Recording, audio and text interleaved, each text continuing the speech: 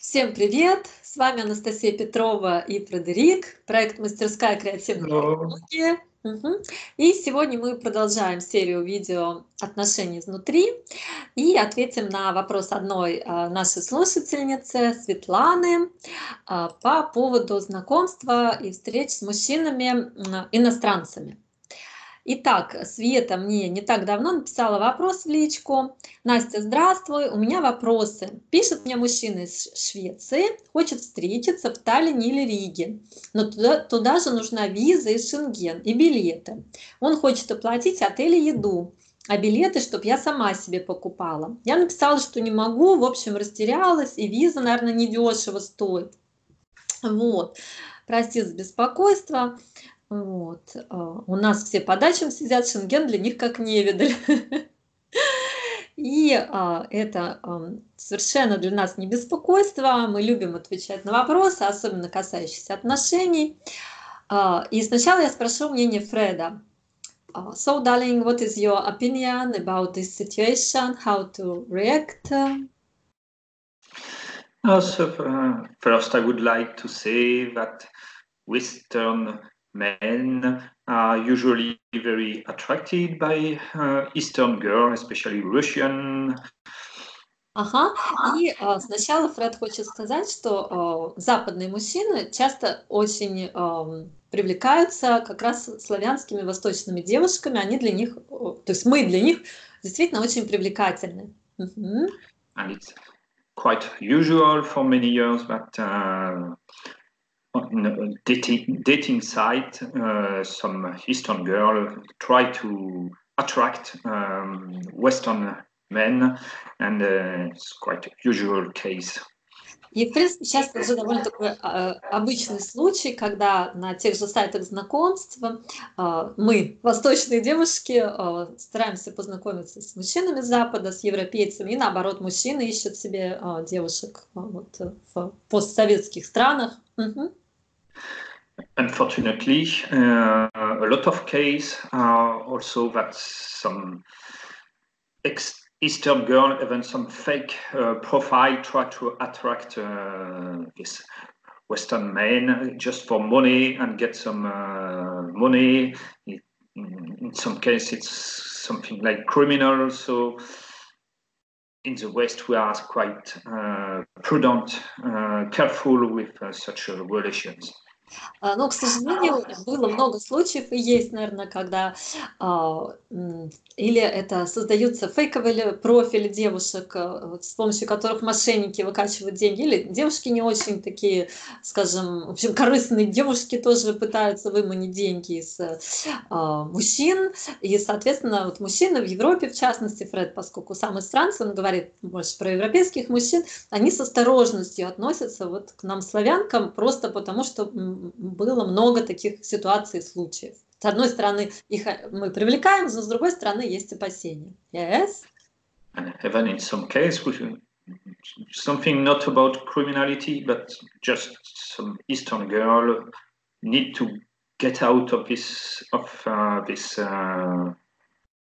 poverty, or they want to be successful, and we want to attract not only for money, but they want to get out of their system, of their community, and they want to just get married with some Western guy and have a new life.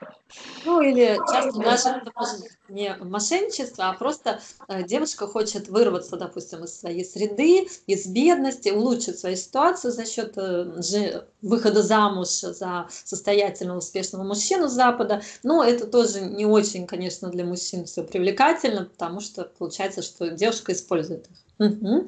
Я немножко своими словами перевожу, простите. Ага.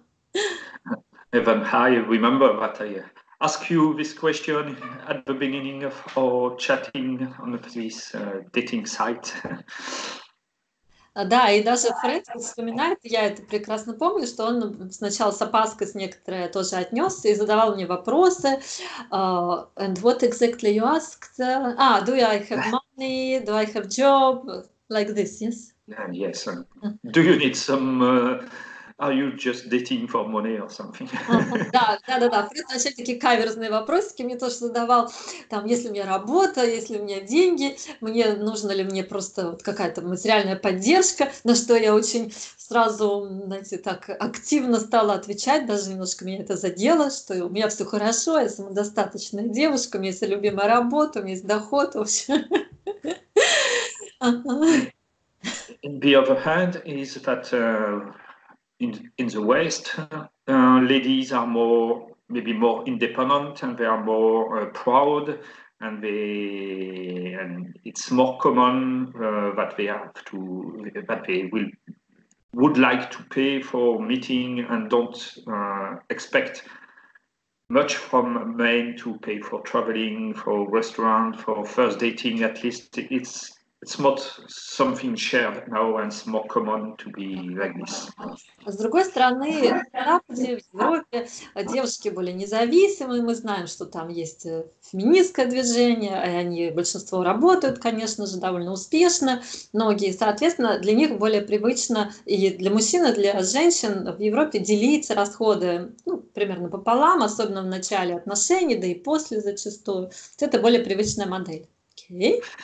So for all this reason, from my point of view, it's quite normal, maybe usual, that this guy asks her to pay for visa and traveling tickets, and before meeting first time, at least. And as I understood, the guy is ready to pay for accommodation and food.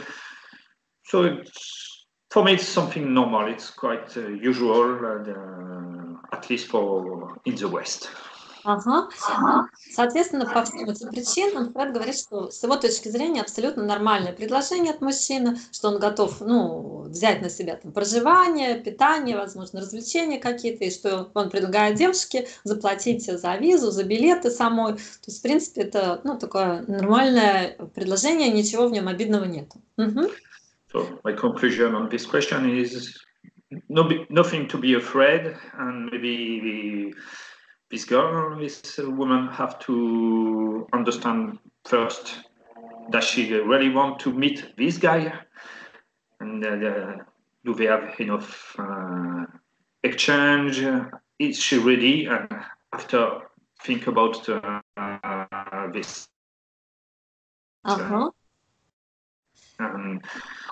It's not the big deal that he is not ready to pay for everything at the first meeting.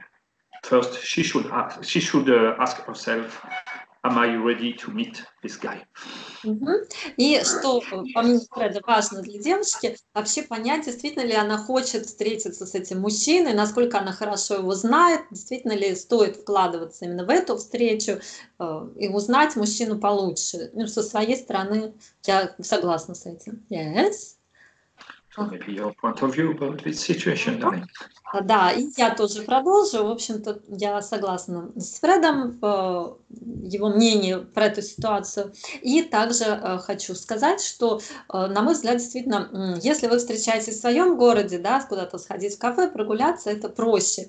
Если вы готовы или думаете о том, чтобы куда-то поехать, что это общение с иностранцем, соответственно, встретиться где-то в нейтральной стране, то понятно, что это уже вложение, даже не деньгами, это вложение времени, вложение энергии во все это. И вам нужно получше узнать человека, конечно, предварительно. В частности, мы с Фредом общались больше месяца до того, как встретиться в реале в Париже, мы встретились. И это было очень активное общение каждый день, переписка и WhatsApp. И я уже понимала, более-менее, не все, конечно, но что это за человек. И я понимала, что он адекватный, надежный, ответственный. В общем, что не страшно было ехать. Окей. And so maybe a few words about how meeting, darling, how it was, and about this question. Yes. И сейчас мы немножко расскажем побольше тогда про свою первую встречу, как это было у нас. Оно, может быть, немножко отличается от того, что мы вначале говорили об этой ситуации. Okay, so maybe you start. Yes, first I would like to say that I was not especially looking for a Russian lady. Even as I told before, it's quite something very we can appreciate a lot in Europe to meet a Russian lady.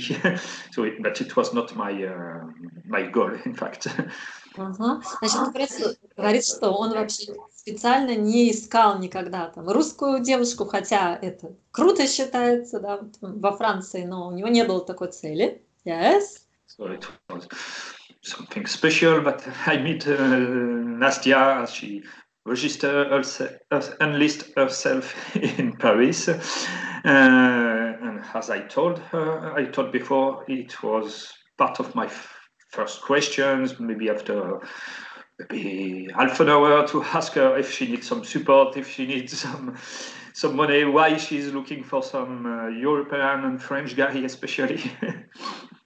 Ага. Значит, как произошло? Просто я поставила на сайте знакомств Баду, поставила местоположение, что я в Париже, чтобы пообщаться с французским мужчиной, но при этом в анкете у меня было честно написано, что я живу в Санкт-Петербурге, но открыта к общению с иностранцами. И Фред, в общем, соответственно, увидел мою анкету, написал, и первые полчаса он меня допрашивал, нужны ли мне деньги, что как у меня вообще положение, не бедствую ли я там. Вот.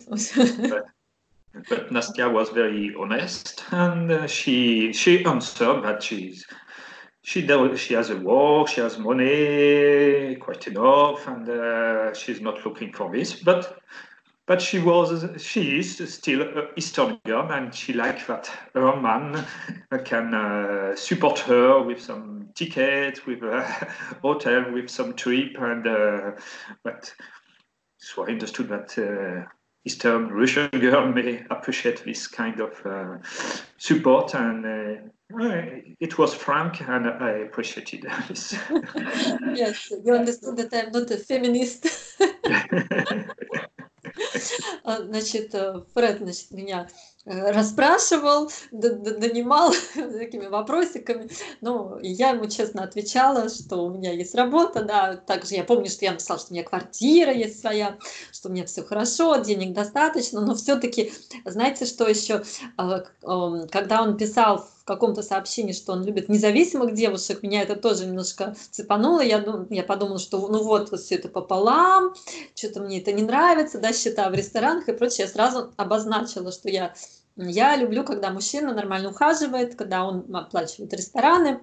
Про билеты я, по-моему, тогда не писала конкретно, дала понять, что мне нравится, когда мужчина вкладывается в женщину. Ну и Фреда это было нормально. So at that time, my situation was quite comfortable. So I offered Nastya to support her for visa, for first ticket, and this first trip to meet together in Paris. And we rent a small apartment for a few days, and we had quite a good moment in Paris, I guess. Yes. So she was. By the way, apartments were not very small. В общем, Фред предложил, поскольку у него есть возможности, предложил для первой встречи мне все оплатить. И что меня очень тронуло, что он выслал мне по Western Union, например, деньги на авиабилеты. Хотя я специально не просила про билеты, да, там, про визу. Визу, кстати, я, по-моему, сама оплачивала тогда. Но суть в том, что он предложил, и он не побоялся выслать даже до нашей первой встречи. И еще один момент расскажу, что там осталось излишек около 10 тысяч денег на авиабилеты. И я Фреду написала сразу же, что я тебе сдачу там привезу, в Париж отдам. И он мне ответил, что да ладно, оставь себе там, на какие-то там на расходы. И меня вот это просто очень тронуло, потому что в моей жизни, наверное, первый раз вот было такое отношение щедрое мужчины. Я не скажу, что мой бывший муж был жадным, но просто мы вместе с ним впахивали, во многом жили в режиме там выживания, зарабатывания постоянного. И тут, когда мне просто так говорят, да, ставь себе на булавки 10 тысяч, для кого-то это может быть мелочи, но для меня на тот момент это была вполне хорошая очень сумма. И я так... I'm telling, maybe you forgot, by the way, already, this moment when you sent me money for avia tickets, yes, no, and there was some rest, some extra money. Yeah, And I wrote you, I will give you back, and you told, oh, not necessary. I was, no, really, I was very pleased. No, to be exact, I guess I told you will find a good way to spend it. Yes. Ну, вот Фред меня поправляет, да, он мне ответил, что ты найдешь, наверное, как их использовать, потратить. И да, я прям так подумала, ух ты. Вот. Не то, что меня интересовали именно только деньги, но вот именно само отношение, когда мужчина может поделиться изобилием и, ну, вот так вот порадовать женщину, просто, да, это важно, и это очень... Just to finish, I would like to say that I appreciate that we have a kind of agreement, which is that I pay for mostly all our trip and when we are together, and but Nastya is good enough to not asking money, just appreciate when I give, and by the way, she even prefer I have money in my purse, even her money. She like to show that she is not paying, but her man is paying. Yes. Фред также говорит о том, что он очень ценит то, что ну вот, я не требую, не прошу от него денег, он оплачивает, например, все наши поездки, путешествия. Когда я во Францию приезжаю, конечно, все это за его счет, все наши там покупки, питание, проживание, вот. Но я не прошу, там, не клянчу у него денег, вот. И I forgot last... about purse. И даже такие моменты, вот, например, ну, это как игра можно воспринимать, что между нами происходит в денежном плане. Иногда бывает ситуация, у Фреда там в банке какие-то лимиты, еще что-то, и нужно тоже мое вложение. У меня, слава богу, деньги есть, я могу вложить, и даже вот в путешествии в Италии, поскольку там что-то у него налички не хватало, я привезла свои деньги, но я отдала их сразу Фреду на наши общие расходы, потому что мне приятно сам момент, что я не думаю о деньгах, не считаю, потому что у меня есть еще привычка экономить, привычка пересчитывать евро в рубли, а это вообще не надо так делать, потому что, конечно, цены отличаются в России, там, в той же Италии, в Европе. Поэтому я отдаю мужчине деньги, он распоряжается, я знаю, что он прекрасно ими распорядится, и я не парюсь на этот счет, и это очень, знаете, разгружает психику. Вообще, когда женщина много думает о деньгах, мне кажется, это напрягает женщину. Окей, darling, yeah. Nothing to add, maybe if you want to add some details. I can add a lot of details about our meetings, our life, but maybe next videos. Okay. Да, в общем, говорить я могу много о наших отношениях. Они еще молодые, это чуть больше, чем 1,5 года, но довольно интенсивные, очень много опытов уже, прошли уже кое-какие испытания, тоже расскажем, поэтому есть чем поделиться. Thank you, darling. So we'll say goodbye to everybody. Bye. Всем пока. Задавайте вопросы, да, пишите под видео, в комментариях, мне в социальных сетях. Анастасия Петрова, всем пока.